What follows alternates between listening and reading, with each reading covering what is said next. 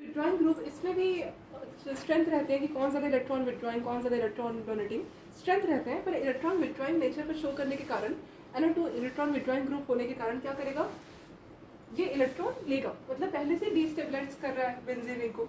और कैसे स्टेबलाइज कर सकते हैं, ये स्टेबिलिटी करनी है, रिएक्शन हो रही है। तो क्या होगा कि अगर यहाँ प्लस चार्ज आएगा तो वो अच्छी बात नहीं है। यहाँ पे रेजोनेंस के टाइम यहाँ प्लस चार्ज जा सकता है, क्योंकि यहाँ बैठा तो नहीं रहेगा ना प्लस चार्ज हमेशा, तो यहाँ प्लस चार्ज यहाँ तक जा सकता है। एक बार करके देख लेते हैं, क्योंकि यहाँ दिख रहा है प्लस चार्ज, यहाँ दिख नहीं रहा है तो विश्वास नहीं हो रहा होगा। देख लो, यहाँ प्लस है और यहाँ पर इलेक्ट्रोफाइल है, यहाँ पर NO2 है, यहाँ पर हमारे पास एक बॉन्ड, यहाँ पर हमारे पास एक पॉजिटिव बॉन्ड। अब इसका हम क्या करेंगे, रेजोनेंस करवाएंगे। तो देख लो बन गया, प्लस चार्ज मैनिश हो गया, इलेक्ट्रोफाइल यही रह गया, इसका यहाँ एक बॉन्ड था, यहाँ पर एक NO2, ठीक है, यहाँ प्लस चार्ज आ गया। इसका रेजोनेटिंग स्ट्रक्चर बना कि नहीं बना। तो यहाँ पर प्लस चार्ज पहले से है और NO2 खुद ही इतना खतरनाक है, मतलब इलेक्ट्रॉन छीन रहा है, और इसके पास इलेक्ट्रॉन नहीं है, तो और ज़्यादा बेंजीन रिंग को परेशान कर रहे हैं। तो पूरा मिला के ये और ये दोनों ही डीएक्टिवेट कर रहे हैं, और ज़्यादा डीएक्टिवेट कर रहे हैं। अब यहाँ पर अगर हम देखें तो मेटा पोजिशन पे है, तो प्लस चार्ज अगर यहाँ आ रहा है, अगर यहाँ आ रहा है तो प्लस चार्ज कभी भी यहाँ नहीं जाएगा। एक बार देख लो प्लस चार्ज कहीं यहाँ जा तो नहीं हो, देख लो, एक प्लस यहाँ है, इलेक्ट्रोफाइल यहाँ, एक यहाँ, एक यहाँ, NO2 है। काम करते हैं, इसको यहाँ देते हैं, तो यहाँ प्लस चार्ज आ जाएगा, ठीक है, ऐसे इलेक्ट्रोफाइल ऐसे, और इसका ऐसे, तो यहाँ प्लस चार्ज। अगेन इसको यहाँ देते हैं,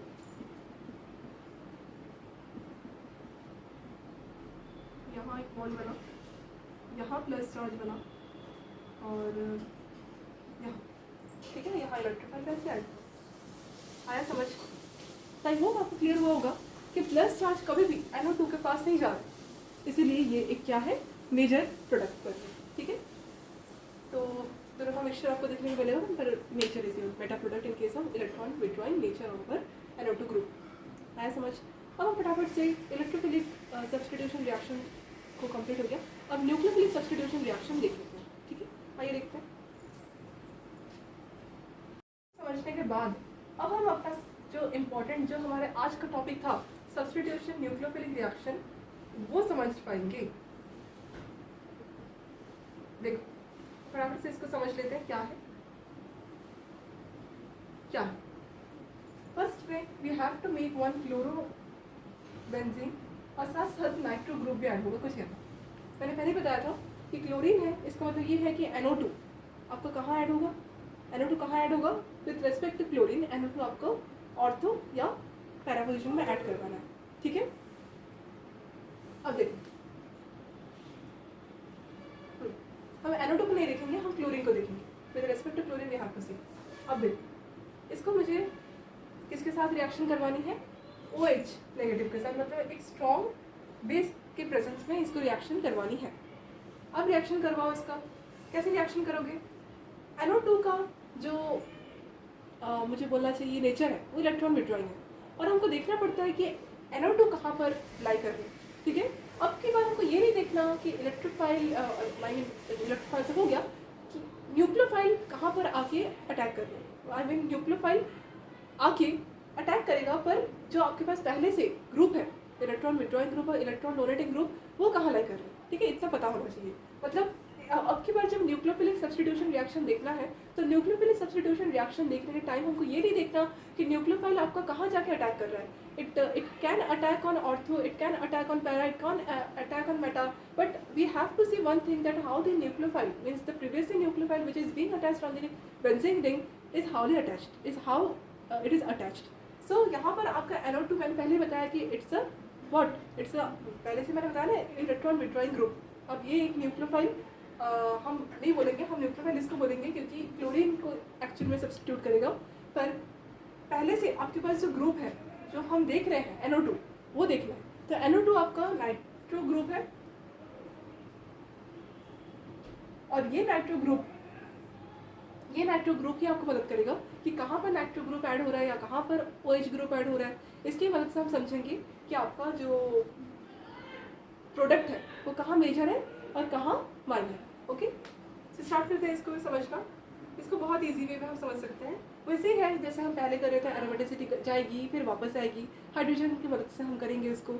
देखो बस इसमें हमको ये देखना है कि NO2 कहाँ पर ऐड होना चाहिए, दैट्स इट, हमारा काम खत्म। क्लोरीन यहाँ है, NO2 कहाँ पर दिख रहा है हमें, in ortho position, in para position. Ortho ये है और पैरा ये है।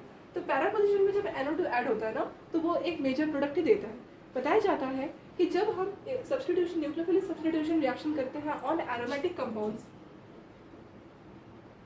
तब हमारे पास जो इलेक्ट्रॉन विड्रॉइंग ग्रुप्स है वो कहाँ अटैच होना चाहिए, कहाँ अटैच होना चाहिए, ऑन ऑर्थो या फिर पैरा पोजिशन। ये हमको सब्स्टिट्यूशन रिएक्शन में ख्याल रखना है। तो अगर हमारे पास NO2 यहाँ है तो क्या फ़ायदा हो रहा है, मान लो कि हमने OH को यहाँ पर अटैक किया, कर दिया। अब OH यहाँ पर जैसे अटैक करेगा ये पाई बॉन्ड जाएगा बाहर, मतलब टूट जाएगा, और जैसे पाई बॉन्ड टूटेगा वैसे ही यहाँ पर आ जाएगा नेगेटिव चार्ज। अब नेगेटिव चार्ज क्यों आया, क्योंकि OH ने -E इफेक्ट शो किया।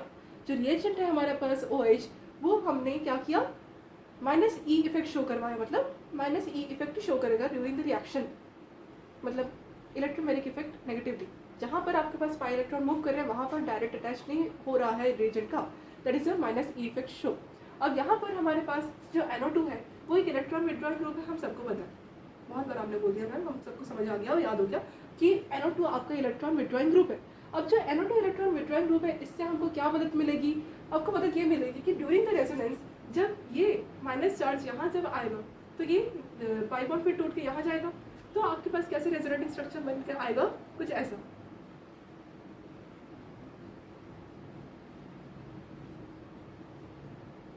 अब ये NO2 इस माइनस चार्ज को आराम से स्टेबलाइज कर सकता है, हाँ कर सकता है, स्टेबलाइज करेगा, और जैसे स्टेबलाइज करेगा वैसे ही हम इसको रेजोनेंस करवाएंगे, और रेजोनेंस करवाते करवाते एट लास्ट इसका जो स्ट्रक्चर बन के आपको रेडी मिलेगा वो कैसे होगा, OH यहाँ से क्लोरीन जाएगा बाहर और OH फिक्स हो जाएगा। देख लो ये OH है और यहाँ पर एक से पाई बॉन्ड आ गया, यहाँ पर ऐसे हो गया, यहाँ पर ऐसे हो गया, यहाँ NO2 एज इट इज मस्त रहा। आया समझ, पहले आपका ऐसे था फिर ऐसे हो गया। यहाँ पर हमने देखा कि OH हमारे पास ऐड हो गया, ये वाला प्रोडक्ट बस देखो, और यहाँ पर जो ऑर्थो भी सेम होगा, रेजोनेंस करके देख लेना, वो आपका होमवर्क रहेगा। और पैरा में जब हमारे पास था, ठीक है, इलेक्ट्रॉन विड्रॉइंग ग्रुप, तब हमारे पास OH आया और सब्स्टिट्यूशन इजीली हो पाया। तो यहाँ पर हमने देखा कि it is a major product. पर इन केस अगर हमारे पास कुछ ऐसा प्रोडक्ट आता, हो सकता है पर होता तो नहीं है, पर हो भी जाता है, मैंने बताया ना 2 प्रोडक्ट पॉसिबल है, पर मेजर माइनर डिपेंड करता है। मान लो कि हमारे पास कुछ ऐसा माइनर प्रोडक्ट पहले से बनकर रेडी है, लाइक दैट। अब इसमें भी रिएक्शन हो सकती है क्या, हाँ बिल्कुल हो सकती है, OH को ऐड करवाओ। अच्छा इसमें मैंने क्या किया, हाँ इसमें हमने, हाँ इसमें हमने हाइड्रोजन को नहीं लिया, ठीक है, हाइड्रोजन को यहाँ नहीं लिया है। अदर चीज़ों में हमने हाइड्रोजन की मदद ली थी, क्योंकि हाइड्रोजन हमको मदद कर रहा था इलेक्ट्रीफाई सब्सटीट्यूट करने पर। यहाँ पर हमने हाइड्रोजन की मदद नहीं ली, ठीक है। एरोमेटिसिटी हमने हटा दिया, मतलब एरोमेटिसिटी को पहले हटाया था और उसके बाद एक फंक्शनल ग्रुप को हटा के एज ए लिविंग ग्रुप हमने क्या किया, एरोमेटिसिटी रीगेन करवाई। तो it is the process on this particular substitution reaction. और ये आपको कौन सा सब्सटीट्यूशन रिएक्शन था, ऑन, पहले तो आपको क्या हुआ यहाँ पर एडिशन फिर एलिमिनेशन। मतलब क्या है एडिशन, मतलब पहले तो आपको पाई बॉन्ड हटा, ठीक है। एडिशन मतलब पाई बॉन्ड का हटना, रिमूवल ऑफ पाई बॉन्ड। और एलिमिनेशन में हमने क्या देखा कि OH एलिमिनेट, क्लोरीन एलिमिनेट हुआ as a good living group, formation of new pi bond.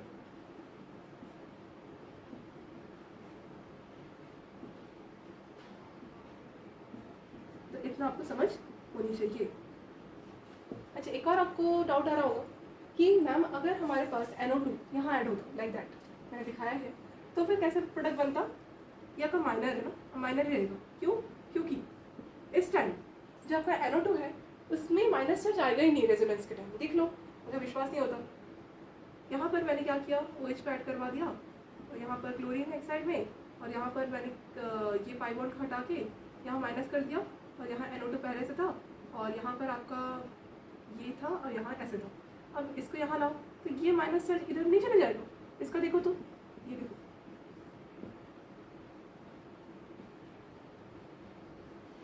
ऐसे, और यहाँ माइनस चार्ज आ रहा है और यहाँ पर ऐसे। तो NO2 माइनस चार्ज को स्टेबलाइज कर ही नहीं पा रहा है, इसीलिए NO2 में एवरी टाइम ये ध्यान रखना है कि इलेक्ट्रॉन विड्रॉइंग ग्रुप जहाँ भी आपको दिखे, वो स्ट्रेंथ मैं बाद में पढ़ाऊँगी, पर अभी आप इतना समझो कि इलेक्ट्रॉन विड्रॉइंग ग्रुप अगर आपका रहा सब्स्टिट्यूशन रिएक्शन फेवरेबली हो तो आपका क्या होना चाहिए, ये जो पर्टिकुलर न्यूक्लियोफाइल वो सब्स्टिट्यूशन के दौरान क्या होगा, NO2 का बेसिकली कहाँ डायरेक्शन होना चाहिए, ऑर्थो पैरा डायरेक्टिंग, और मेटा डायरेक्टिंग नहीं होना ही अच्छी बात है, और वैसे वो ज़्यादा फेवरेबल होता नहीं है। तो आपको ये मेजर प्रोडक्ट मिलेगा जहाँ पर इलेक्ट्रॉन विड्रॉइंग ग्रुप कहाँ होता है स्ट्रॉन्ग इलेक्ट्रॉन विड्रॉइंग ग्रुप होता है NO2, वो कहाँ प्रेजेंट होना चाहिए, ortho para directing. Okay, I hope यहाँ तक आपको क्लियर हुआ होगा, और एडिशन पहले हुआ फिर एलिमिनेशन हुआ, ये भी आपको क्लियर हुआ होगा। इसीलिए this reaction is also called as substitution nucleophilic या फिर nucleophilic substitution addition elimination reaction. Okay, वैसे तो इसको हम बहुत ईजी वे में न्यूक्लियोफिलिक सब्स्टिट्यूशन एरोमेटिक रिएक्शंस बोलते हैं, पर यहाँ पर हमने बेसिकली देखा कि एडिशन पहले हुआ और एलिमिनेशन बाद में हुआ, इसलिए this reaction is also favourably called addition than elimination reactions, addition elimination reactions. Okay, I hope यहाँ तक आपको क्लियर हुआ होगा। और हमने OH NO2 को बनाया है with the help of a good living group. Chlorine एक गुड लिविंग ग्रुप है, इसीलिए हमारे पास OH बन पाया। अगर बैड लिविंग ग्रुप होता तो फिर रिएक्शन में प्रॉब्लम आती, वो भी मैं आपको समझाऊंगी कहाँ पर आपका सब कुछ रिएक्शन का कंसेप्ट दिखता है, सब कुछ होने का चांस रहता है, but still for bad living group the reaction will not take place. तो ऐसे भी होता है।